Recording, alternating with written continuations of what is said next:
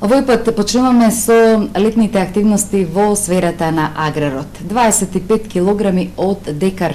На катастрофалните приноси годинава се жалат земјоделците во Штипско, кои велат дека од мака ги жнеат нивите за да не ги гледаат без род. Минатата година кај јачменот се жнеаја и над 300 килограми од декар. Катастрофални приносите кај јачменот во Штипско. Жетварите од декар не можат да наполнат ниту половина вреќа. Лошо, принос дали ќе има и до 25 килограми од декар, се жалат земјоделците, очекувајќи дека сушата ќе го десеткува родот, но не до толку. Велат дека ги жнеат нивите од мака, да не ги гледаат без род. За сега е лошо. Дали ќе има по 20 кило од декар или 200 кило од хектар, како да кажеме. Нема, многу е слабо. Него да не гледаме на нивото, да се собере таму. Па нема баш дождови кој требаше да врне. Да ѓубре фрламе, прескаме за овес, за други трави и нема доши ништо. Нема принос нема, тоа ти нема 20 кг до 50 кг под декар ондува. Ке нема јачмен, ниту пченицата ќе даде род. Разочарани се земјоделците во Штипско, чии амбари годинава ќе останат празни, но благодарни се на субвенциите од државата што ги добиваат да ги покријат трошоците на производство. Па лани беше подобро, са оваа година пте ништо. Лани колку беше под 10 динари 12 одеше, а сега сигурно ќе биде поскап. Што го нема од 15 динари доле нема да биде. Да не петерам комбај од 400 динари да го наплате, например, кој било ондеро, и 50 кила или 40 извадило од декар, значи не може само за комбаја да ги покрие трошковите. Мислам, а камоли ѓубре, праскање и орање и тренирање, сејање, мислам тие работи не доваѓа во обзир да покрие трошкови. Земјоделците немаат пари да инвестираат во системи за наводнување. Не може да се приклучат ниту на системите кои се во близина на нивните ниви, зашто, како што велат земјоделците во Карвинско, тоа би ги чинело околу 5 до 6.000 евра. Но без вода нема да биде ниту пченката, култура кон која планираат да се ориентираат овие земјоделци, зашто производството на жито станувало се потешко поради слабите приноси, просото на нивите од неквалитетниот семенски материјал и големите давачки за скапите ѓубрива и препарати. Дечињата од Штипската градинка Астиво, амбасадори на Штип и Македонија, се вратија од манифестацијата во Шабац, Србија.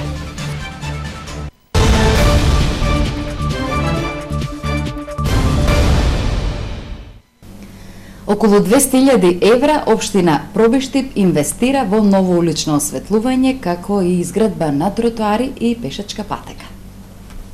Општина Пробишти почна со инвестициите во уличното осветлување. Градоначалникот Тони Тоневски вели дека во моментов се работи на поставување на улично осветлување по должината на новата пешачка патека и влезот и излезот на градот кон Штип и Кочани. Во изминатиот период изградивме една пешачка патека во должина од околу 1300 метри. На целата таа должина ќе се постават околу 35 столба, кои што ќе осветлуваат и коловозната лента, меѓутоа и од другата страна ќе има светилки кои што ќе осветлуваат патеката која што води од градот кон индустријската зона каде што се наоѓаат повеќе производствени погони, меѓутоа и е пристапен пат до селото Стрмош. Проектот за новото улично осветлување на влезот и излезот на Пробиштип чини 5 милиони денари. Средствата се обезбедени од општинскиот буџет. Тоневски истакна дека проектот ќе продолжи во централното градско подрачје, на улицата Миро Барага, каде што ќе бидат поставени 35 столбни места. Ова улица ќе има и нови тротоарни површини. Инвестицијата ќе чини околу 5 милиони денари за уличното осветлување и уште околу 5 милиони за новите тротоари на улицата Миро Барага. Тоневски забележа дека сите овие градежни активности за изградба на пешачка патека, ново улично осветлување и тротоарни површини чини околу 200.000 евра. Над депонијата во Штип, работната единица комунална хигиена при јавното предпријатие ИСАР месечно во просек депонира околу 8.000 метри кубни отпад. Исто така се организираат и редовни акции за расчистување на дивите депонии. Екипите на комунална хигиена од јавното предпријатие ИСАР редовно вршат изгубрување на отпадот, како од правните, така и физичките лица. Во градот отпадот се носи на депониите, а се организираат и акции за расчистување на дивите мини депонии. Во просек месечно Комуналците на Исар прибираат околу 8000 метри кубни отпад. Ние редовно ја чистиме депонијата, а во просек дневно изгјубруваме од околу 200 метри кубни или месечно од 6000 до 8000 метри кубни ѓубре. Екипите на комунална хигиена редовно се вклучени во акциите кои што ги организира комуналното предпријатие, а со цел да се врши расчистување на така наречените мини депонии, кои што најчесто се прават, значи по патот до Мирјанина црква, кој што ни е веќе познато, како и на многу други места. Зикува и со апел до сите граѓани да се внимава каде и како се одложуваат отпадоците, посебно во периодот кога се високи температури, затоа што може да се случи во градот да се создаде многу отпад. Знаеме дека во летниот период обемот на ѓубрето се зголемува и заради тоа еве еден апел до сите граѓани ѓубрето да го фрлаат на места каде што е наменето за таа цел, така што на тој начин секој би дал свој придонес за почист град. Инаку комунална хигиена ја спроведува и тендерската постапка за набавување на нови 500 метални контейнери кои ќе бидат распоредени во сите населби на град Штип. Општина Македонска Каменица доби грант од Европската Унија во висина од 260.000 евра за подобрување на патната инфраструктура во руралните средини. Македонска Каменица инвестира во изградба на локални патишта во селата Сасе и Моштица.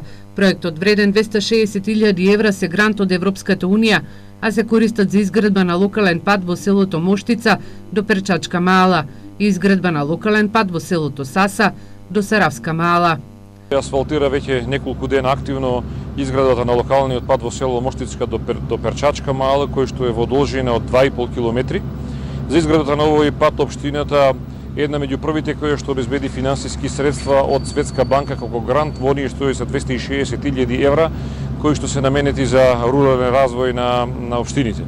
Во рок од 5 дена се планира да заврши овој локален пат. Митевски најави дека во тека и тендерската постапка за изградба на помали патишта и улици во селата, а средствата се обезбедени од буџетот на општина Македонска Каменица. Во преубавиот Охрид, локалните власти на работилници дебатираат како да дојдат до средства за реализација на проекти. Во Охрид е нашиот колега Трајан Ристевски. Еве го извештаат.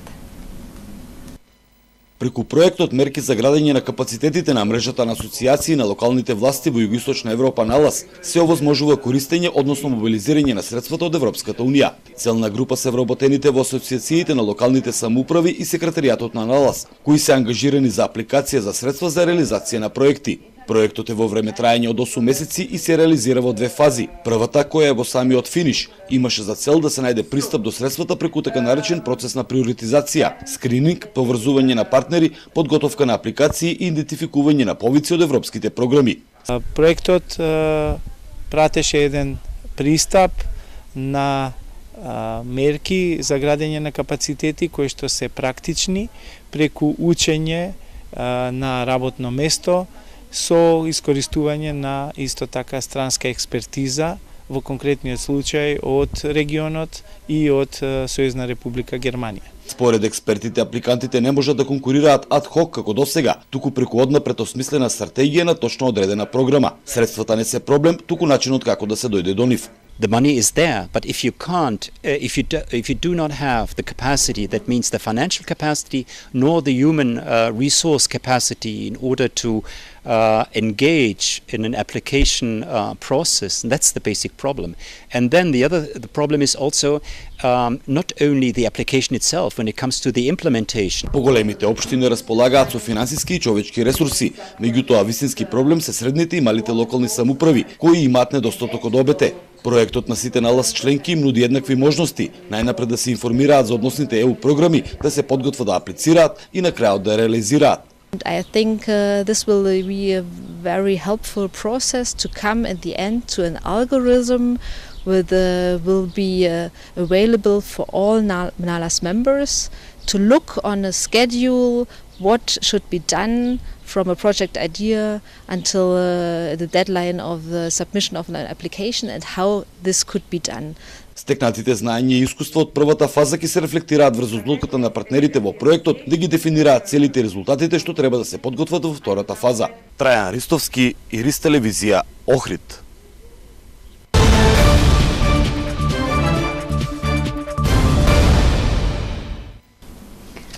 Десетина дечиња од детската градинка Астибо заедно со своите воспитувачки се вратија од Шабат, Србија. Иако се на возраст од околу 5 години, тие беа успешни амбасадори како на Штип, така и на државата. Со позитивно искуство се вратија децата кои 7 дена престојуваа во детска градинка во Шабат, Србија. Детската градинка Астибо и годинава беше дел од меѓународната колонија Детско пријателство. Нашите мали амбасадори во одлично светло ја представија македонската култура и фолклор.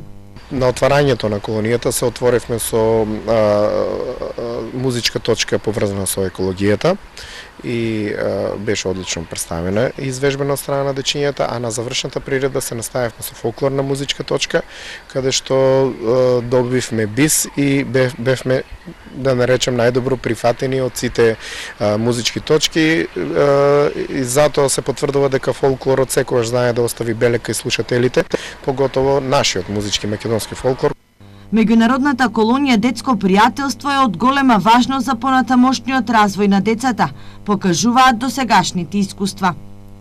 Одделувањето од родителите уште на оваа возраст е многу големо значење, бидејќи адаптацијата на само борба на некој начин кажено, значи детето да може само да се избори за сите предизвици кои што го следуваат е добро и е одлично да се развие уште на овие години. Впрочем, така се и нафативме да учествуваме во овој проект од проста причина што ако може да учествуваат деца на оваа возраст од други држави и да ги преживуваат сите овие социовоспитни моменти во нивните животи, зошто дечињата од Македонија да не го прават тоа. Единствени представници од Македонија беа децата од градинката Астибо. Покрај нив, во Шабат своји представници испратија и градинките од Сомбор, Вуковар, Цетиње, Бјелина, Бања Лука, но и од Косово. Во Штипската библиотека Гоце Делчев промовирана персоналната библиографија на професор Душко Цацков. За оваа година Советот на општината и градоначалникот ги поддржа издавањето на библиографиите на професор Душко Цацков и професор Методи Чепреганов. Во Штипската библиотека Гоце Делчев денеска беше промовирана персонална библиографија на Душко Цацков, поранешен универзитетски професор и декан на Педагошкиот факултет во Штип. Цацков вели дека промоцијата се случува кога тој полни 80 години, а според него најважно е духовното богатство. Зад себе има оставено литература за деца, но и вредни материјали за наставниците и универзитетските професори. А досега тоа го имаат само Балабанов, Ренџов, Чепреганов и јас, сите мои школски другари.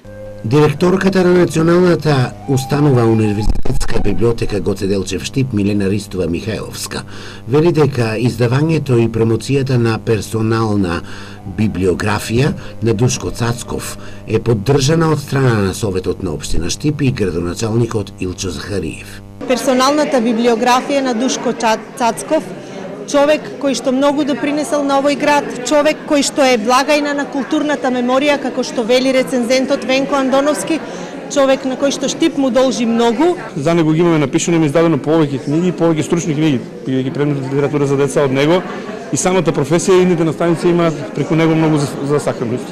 Како што веќе имате информација, Советот на општината Штип и градоначалникот поддржа издавање на 2 библиографии. Тоа се библиографијата, персоналната библиографија за професор доктор Душко Цацков и професор доктор Методи Чепреганов, чија промоција ќе се случи веќе в петок.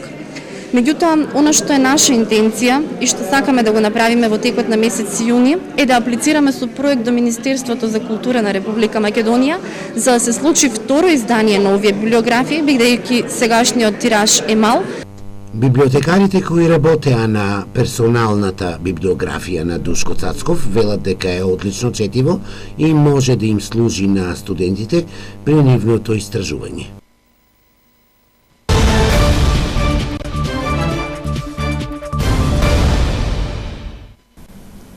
И кон крајот на дневникот време и за спортските актуелности. Уште една штипјанка се закити со медал на купот во кикбокс што се одржа во Италија. Викторија Варадинова, членка на Скопскиот клуб Шампион, освои сребрен медал во дисциплината кик-лайт во конкуренција на кадетки. На штотоко завршениот светски куп во кикбокс што се одржа во градот Римини во Италија, меѓу 12 учесници од Македонија беше и штипјанката Викторија Варадинова. Таа е член на кикбокс клубот Шампион од Скопје и во последно време постигнува одлични резултати на меѓународните турнири. Викторија Варадинова освои сребрен медал, откако во финалето беше поразена од надпреварувачкиот домаќин од Италија. Сребрениот медал таа го освои во дисциплината кик-лайт во категорија минус 65 кг, а во конкуренција на кадети. Незиниот настап на овие големи меѓународни надпреварувања се тест и проверка на незината форма за престојното европско првенство што ќе се одржи во месец септември во Скопје. Јавното предпријатие Стипион продолжува со своите активности на уредување на спортските терени во Штип, кои се повеќе се посетени како од спортисти, така и од рекреативци. Од денес и официјално календарски започна долгото топло лето, во кое штипени ќе бараат можност и начин како да го испланираат и да го искористат. Меѓу нив секако најголем број го сочинуваат спортистите и рекреативците од најразлични возрастни категории. Јавното предпријатие Стипион мисли на нив и во подобрување на условите на спортските терени. Пред известно време игралиштето и така да речем еден спортски терен во населба Дузла ќе оградивме, а пред некој ден и завршивме со уредување на самите трибини, така да граѓаните може да го користат овој простор за нивните спортски активности, а од друга страна и оние кои што сакат да следат на фудбалски или спортски активности да можат да седнат и пријатно да се чувствуваат за ова време. Значи со овие трибини овозможивме на овој простор да се одржуваат и турнири, така да поголем број на луѓе можат да дојдат и да ги следат овие спортски надпревари. И во периодот што следи, јавното предпријатие Стипион има зацртано активности околу поправка на оштетените кошови и други спортски реквизити на спортските терени во автокоманда во населбата Баби во 8 ноември. Веќе во следната недела сето ова ќе се санира со цел спортистите и рекреативците да можат да ги користат спортските терени, а бројката кажува дека масовноста е се поголема. Толку во оваа информативна емисија на Ирис телевизија. Ви благодариме за вниманието. Довидување.